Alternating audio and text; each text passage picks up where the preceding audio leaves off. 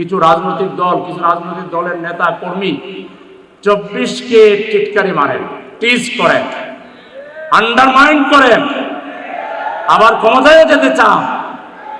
24কে যারা টিজ করবে, আন্ডারমাইন করবে, 24-এর দিকে যারা আঙ্গুল উঠাবে, তাদের পরিণতি ফ্যাসিবাদীদের পরিণতিতে পরিণতি, অন্য কোনো পরিণতি হবে না।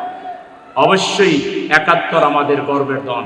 71কে আমরা স্যালুট জানাই, 71-এর শহীদদেরকে আমরা মর্যাদা দেই, 71-এর বীর সেনানীদেরকে আমরা সমীহ করি, শ্রদ্ধা করি। কিন্তু তার মানে এটা নয় যে 24কে আমরা আন্ডারমাইন করব, 24কে আমরা অবহেলা করব, 24কে আমরা বৃদ্ধাঙ্গুলি দেখাবো, ছাত্রদেরকে আমরা বলবো আন্ডারে এরা কি বুঝে। এরা যদি না বুঝতো, এরা বুঝে না বলেই জীবন বাজি রেখে বুলেটের সামনে দাঁড়িয়ে তারা চোখের সামনে তার বন্ধু হারিয়ে গেছে, কিন্তু তারপর সামনের দিকে এগিয়ে গেছে। ওই সরকারের চোর মন্ত্রীটাকে, হোম মিনিস্টারকে একজন ফোন করছিল না, পুলিশ অফিসার, স্যার একটা মারি তো একটাই মরে, আর তো কেউ নড়ে না। এইটা তো আমরা রাজনৈতিক দল দেখাইতে পারি না, এটা তো সত্য। অনেক রাজনৈতিক দল প্রোগ্রাম ডেকে পালাই চলে গেছেন, এটাও তো সত্য।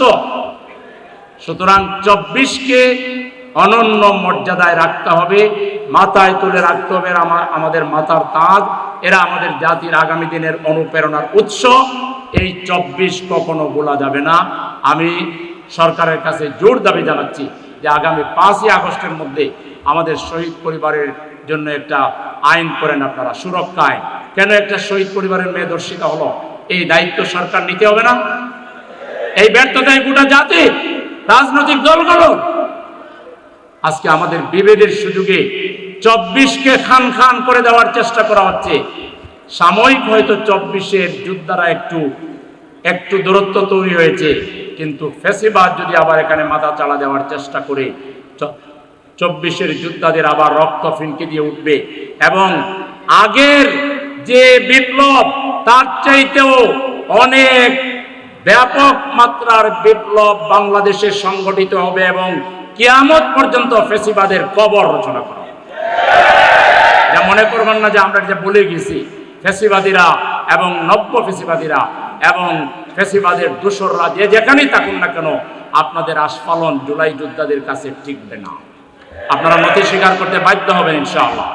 আমি আজকে আপনারা কষ্ট করে আসার জন্য শহীদ পরিবারকে আমার অন্তরের অন্তঃস্থল থেকে শ্রদ্ধা জানাই, সম্মান জানাই। আমরাও যে খুব বেশি আপনাদের খবর রাখতে পারি এটা না, আমরাও নানা ব্যস্ততা, আমাদেরও নানা সীমাবদ্ধতা আছে। আমরা রাজনীতি করি, অনেক কাজ আমাদেরকে করতে হয়। তবে আমরা আশ্বস্ত করছি, আমরা কোনোদিন আপনাদেরকে ছেড়ে যাব না। কিয়ামত পর্যন্ত যতদিন এদেশে ইসলাম থাকবে, ইসলামী আন্দোলন থাকবে, জামায়াতে ইসলামী থাকবে, আমরা আপনাদের সাথে থাকব। আর আল্লাহ যদি আমাদেরকে ক্ষমতার জন্য কবুল করেন, তাইলে সবার আগে এই শহীদ পরিবার, আহত পরিবারকে আমরা এমন উন্নত মর্যাদা প্রদান করব, যার ফলে ভবিষ্যতে তরুণ সমাজ, যুব সমাজ এই দেশের জন্য, ইসলামের জন্য রক্ত দিতে তারা আরো উজ্জীবিত হবে ইনশাআল্লাহ। আমরা আপনাদের জন্য সর্বোচ্চ মর্যাদার আসন তৈরি করব ইনশাআল্লাহ।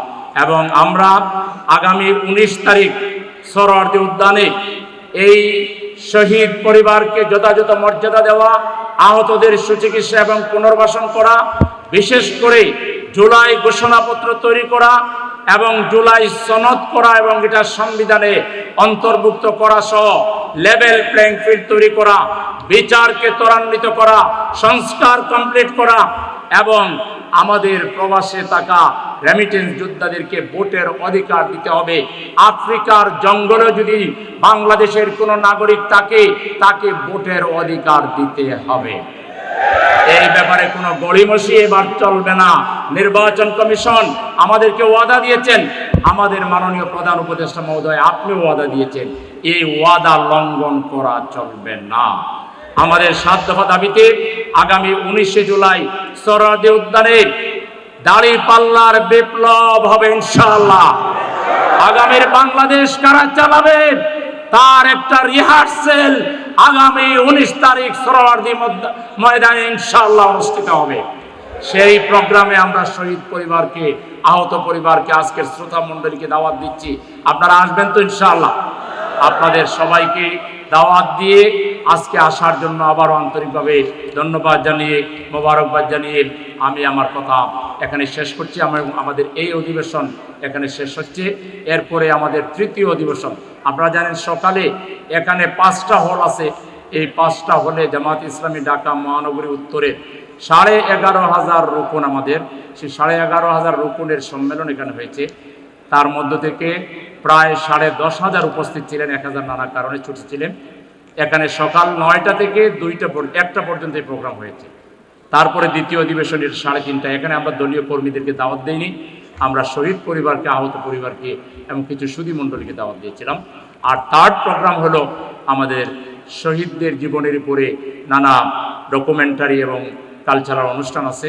আপনারা সবাই মাগরিবের নামাজ পড়ে সেই অনুষ্ঠানে অংশ নেবেন, এই আশাবাদ ব্যক্ত করে সবাইকে আবারও ধন্যবাদ জানিয়ে আমার কথা এখানে শেষ করছি। আসসালামু আলাইকুম ওয়া রাহমাতুল্লাহি ওয়া বারাকাতুহু।